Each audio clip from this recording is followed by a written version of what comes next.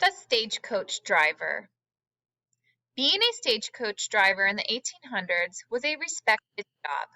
Without cars or roads, drivers had to exhibit bravery in the face of robberies, bad weather, and other dangers.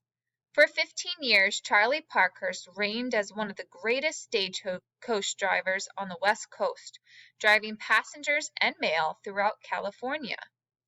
But when Charlie died, doctors were shocked to find out that she was a woman. Most people at that time did not think it was realistic for women to be stagecoach drivers. Charlie had to exert a lot of energy to keep her identity a secret. Born Charlotte Parkhurst in 1812, Charlie's mother died when she was just 1 year old. She and her sister were taken to an orphanage in New Hampshire soon after, but Charlie was unhappy there and ran away at age 12. She was able to evade capture and began working as a stable hand in Providence. She adopted the name Charlie and wore boys' clothes. The stable owner, Ebenezer Bach, taught Charlie how to drive a coach, first with 1 horse and eventually with 6. In 1848, the gold rush began, and Charlie left Rhode Island to work as a stagecoach driver in California. Shortly after reaching the West Coast, Charlie was kicked in the face by a horse and became blind in one eye. This led to her nickname of One-Eyed Charlie. Charlie gained recognition for her speed and skill as a driver and retained her status as one of the best until her retirement in the 1860s. After Charlie retired from stagecoach driving, she continued to break barriers.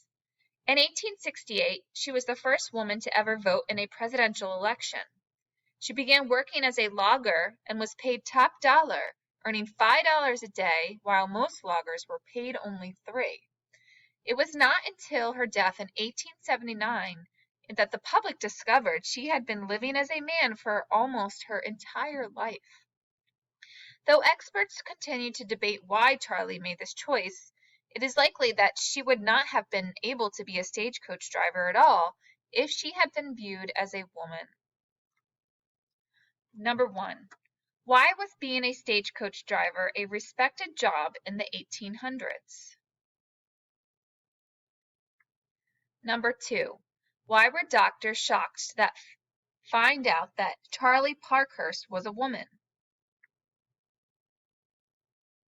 Number 3. Why was Parkhurst called One-Eyed Charlie? Number 4. Name one way that Parkhurst broke barriers after retiring from stagecoach driving.